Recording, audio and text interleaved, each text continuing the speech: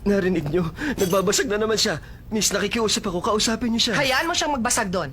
Ewan ko ba kung bakit may siraulo sa pamilya namin. Ihanda mo ang pampaligo na may essential oil. At tawagin mo ang beautician ko. Kailangan ko ng spa. Para ma-relax. At ibigay mo sa kanya yung crystal glass na galing France. Para basagin niya.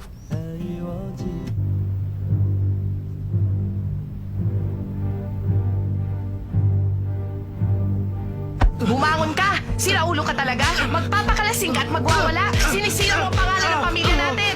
Hindi ko na alam kung bakit naging kapatid pa kita! Lumaban ka! Lumaban ka!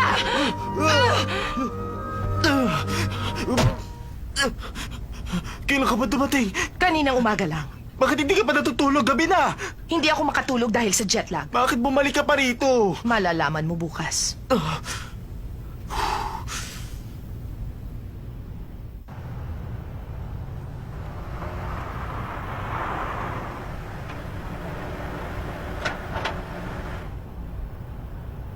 Sakay na. Sino? Ako ba? Oo, ikaw nga. Pero hindi kita kilala. Baka nagkakamali ka lang. Ikaw si Shantay? Oo, pero may pasok ako sa eskwela. Sira na ang schedule ko kaya sumama ka sa akin. Ah, teka! Sandali lang.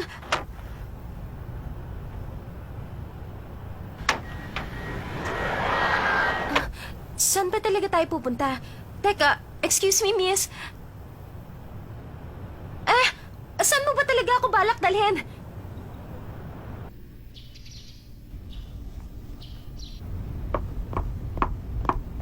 Sandali, bakit mo ako dinala sa bahay na to? Papasok na ako. Sasama ka sa akin. Ayoko sabi! Alam ko ito! Sino ka ba talaga? Maupo ka. Sino ka ba talaga? Ako ang kapatid ni Dao Mingse. Hi. Anong nangyayari dito? Ikaw?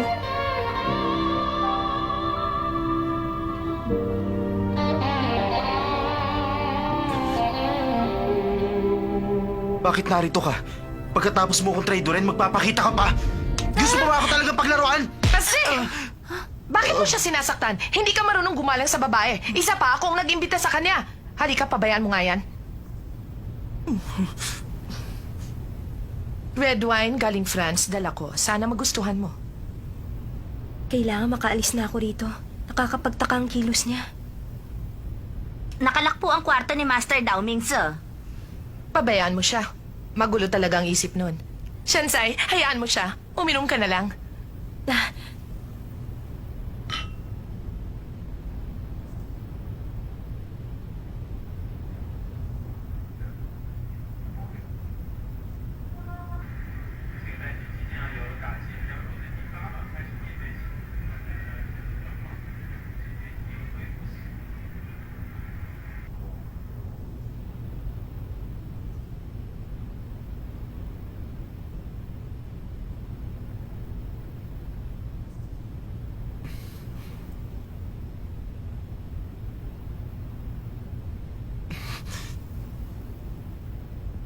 Sige. Salamat. Totoo pala, kapag umiinom ka ng alak, malilimutan mo ang lahat ng mga problema mo. May problema ka ba? Naiinis ako, hindi ko maintindihan ang sarili ko. Huwag mong sabihin yan. Inom tayo. Cheers.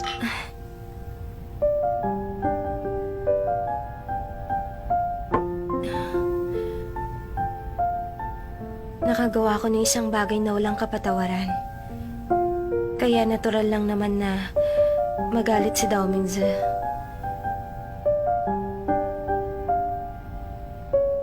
Hindi nila alam pero ang totoo, hindi magandang nangyayari sa amin ni Watsile.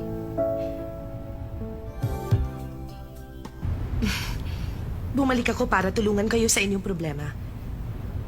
Pero huwag kang mag-alala. Alam ko na hindi natuturuan ang puso. Hindi kita pipilitin na gawin ang ayaw mo.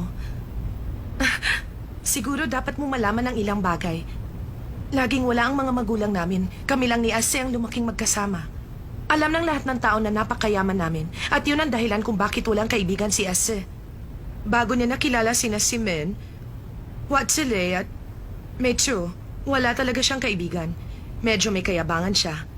Kaya maraming may ayaw sa kanya. Sa palagay ko, sa akin niya natutunan ang pagiging matapang at matatag. Ang prinsipyo ko kasi, an eye for an eye, a tooth for a tooth. Totoo, madalas ko siya saktan, pero mahal na mahal ko ang kapatid ko. Kaya nga lang, malaman kong magkahiwalay kayo. Pero, isa lang ang pinagdarasal ko. Huwag mong iwan si As.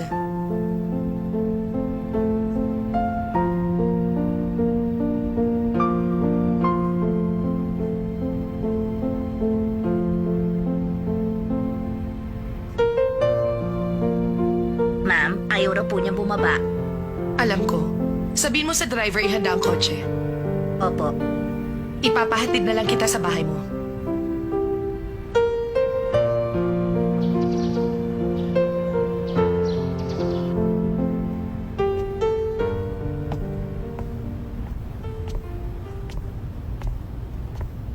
Ase.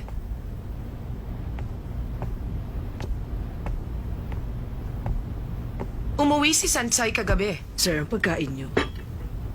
Wala akong pakialam. Kamusta na kayo ni na si Men, Meitsu at Lei? Huwag mo ang babanggitin si Lei. Bakit? Nag-away ba kayo? Ang F4, ang successor ng 4 na pamilya. Dapat matuto kayo magkasundo. Cheche, hindi nakasali si Lei sa F4. At ayoko na siya makita.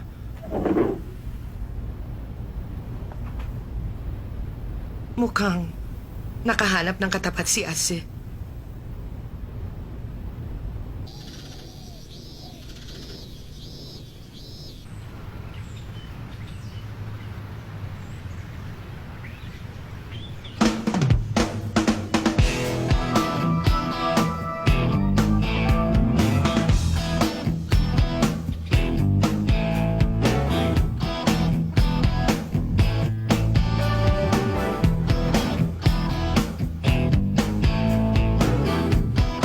Sinong isang yun? Shingha? Sanchay! Huwag mong babanggitin sa harap kong pangalang yan. O Shinge, makinig ka sa akin. Mula ngayon, miyembro ka na ng F4. Kaya huwag mo kaming ipapahiya. Maliwanag ba yun? Sumagot ka nga! Oo, hindi ko kayo papahiya. Miyembro na ako ng F4. Mukha na ba akong hat? Dito ka lang sa likod. Makinig kayo lahat. Mula ngayon, hindi na miyembro ng F4 si Lei. Si Shinge na pumalit. Ang sino mang babangga sa kanya, pababagsakin ko. Narinig nyo? Hindi pwede yun. Bakit si Shinghe ang pumalit kay Watsile? Hindi naman yata yun tama. Paano ito? Kasalanan ko ang lahat. Sanchay, sabihin mo nga sa akin na nangyayari. Bakit bigla na lang ako naging F4? Ginagalang na ako ngayon ng lahat ng tao. Natupad na ang panaginip ko kagabi. Ang saya ko! Shinghe, at bakit ka naman masaya sa nangyari? Ngayong F4 na ako, hindi na nila akong paglalaroan. Shinge, nalimutan ko pala sabihin. Ano yun? Huwag mo na silang kakausapin. Pero bakit? Kaibigan ko si Sanchay. 1 linggo na lang. At makikick out na sina Sanchay at Lei. Makikikout kami? Gagawin kong lahat. Mapalis lang kayo rito. Ase, nagbibiro ka ba? Paano na si Lei? Tumahimik kayo. Akong masusunod. Sandali lang, talaga ba ipapakikout mo sila? Sandali lang! Sinabi ng sandali lang! Ano karapatan mong paalisin kami? Daomingse, kahit man lang para sa akin, huwag mo na silang paalisin. Tumahimik ka nga!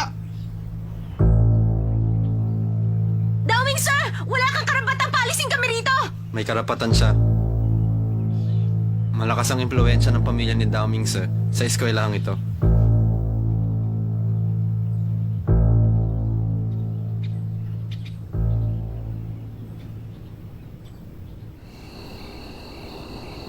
Teka, hindi naman yata tama. Napaalisin mo sila sa eskwelahan.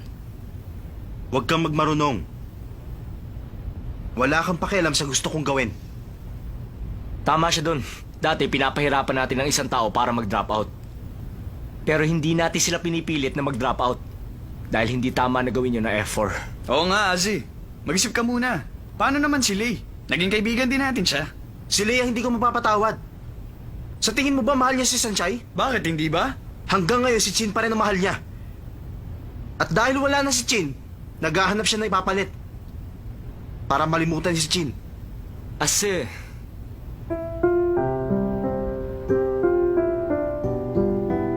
Bayatot, bakit malungkot ka? May problema? Namumutla ka yata. Totoo ba? Totoo ba na may relasyon sina Sansay at Wasilay? Bagal pumikap.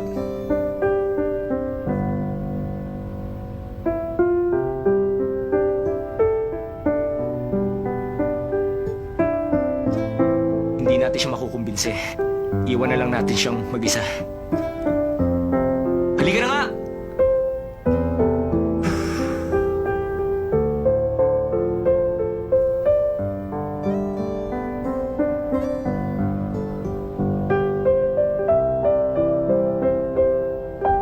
Sa nangyaring ito, isa lang ang na-realize ko. Mahal talaga ni Aziz si Sanchay. Hanga ako sa kanya. Dahil ako, hindi ko kaya magseryoso sa isang babae. Huh? Ikaw pa. Lahat ng naging babae mo, pinagsasawaan mo lang. Pero, nakakahiya ang maging sitwasyon ni Lay. Paano kung makikaut nga siya sa Inte? Payatot! Teka, nasaan na siya? Akala ko, kasunod ko siya. Pabayaan mo na yun. Sa pa, hindi naman talaga siya kasali sa F4. Gusto kong malaman kung ano nangyari. Magtapat ka sa akin. Alam mo ba, Ang ano? si Shansai makikikout na raw sa school natin. Talaga? At balita ko, si Dao Mingzi ang nag-request sa principal. Tuluyan ang mawawala. Lahat ng middle class dito sa school natin. yes! Gaganda na ang paligid dahil wala nang mahirap na masakit sa paningin. Oo nga. Matutupad na rin yata ang pinagdarasal ko. Diyos ko, paalisin nyo na ang mahihirap para puro mayaman na ang mga classmates natin. At ang Shanchay na yan, hindi na niya maaagaw ang pansin ng crush natin ng mga F4. Halika na. O, sige.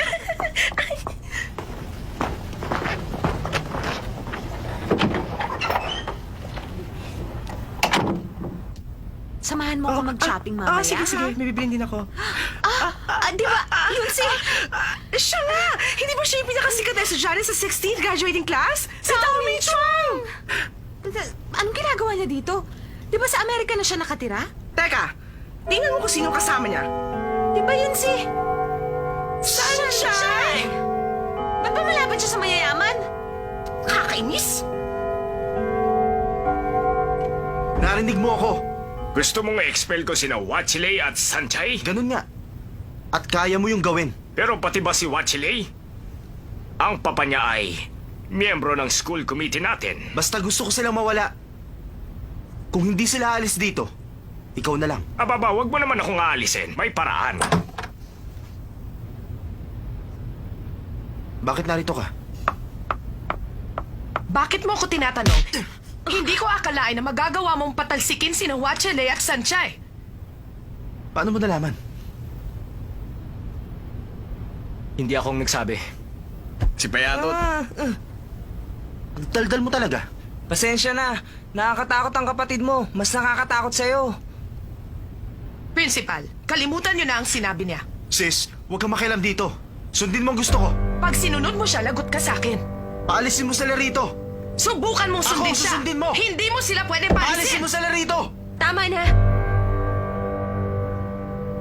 Magda-drop out na lang ako. Ngayon masaya ka na?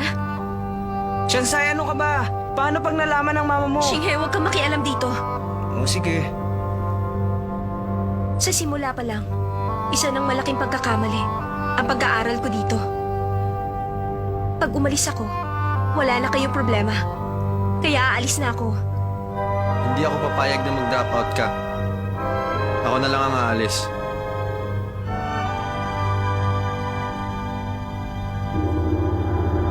Nagsimula ang gulo dahil sa akin. Ako ang dapat umalis.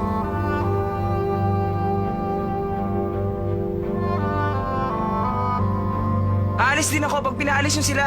Tumahimik ka, wala silang pakialam kung umalis ka. Aray! Kasi, pag pina-expel mo si Lay, magda-drop out na ako. Nagsasawa na ako. Bakit ganito na ang F4? Ang pagkakaibigan natin. Hindi ba yun ang mas mahalaga sa lahat? Mitsuo, kakalabanin mo rin ba ako?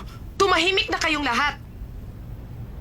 Naiinis ako dahil nag-aaway kayong apat. Huwag kayong mag-alala. May naisip ako para maayos ito. Sis, anong naisip mong paraan? Sa ancient Greece, para maayos ang mga gulo at pag-aaway, dinadaan nila sa palakasan kaya nagkaroon ng Olympics. Kaya ngayon, ganun din ang gagawin natin. 3 sa isang team. Ang sinumang matalo, sila ang makikick out sa school. Wala nang urungan. At bakit mo naman naisip ang ganung paraan? Ano naman ang gusto mo? Panoorin ko kayo habang nagsasaksakan. Ito na ang pinakapatas na paraan. 3-on-3, walang urungan. 3-on-3? Ano bang klaseng laro yan? Basketball. Huwag mong sabihin hindi ka marunong nun. Payag ako. Daanin natin sa basketball. Kung sinong matalo, sila ang makikick out sa school. Teka, sandali lang. Kung 3-on-3, ibig sabihin, ako, si Watsilay, at si Shingha? Sis, gusto mo ba talaga kaming tulungan?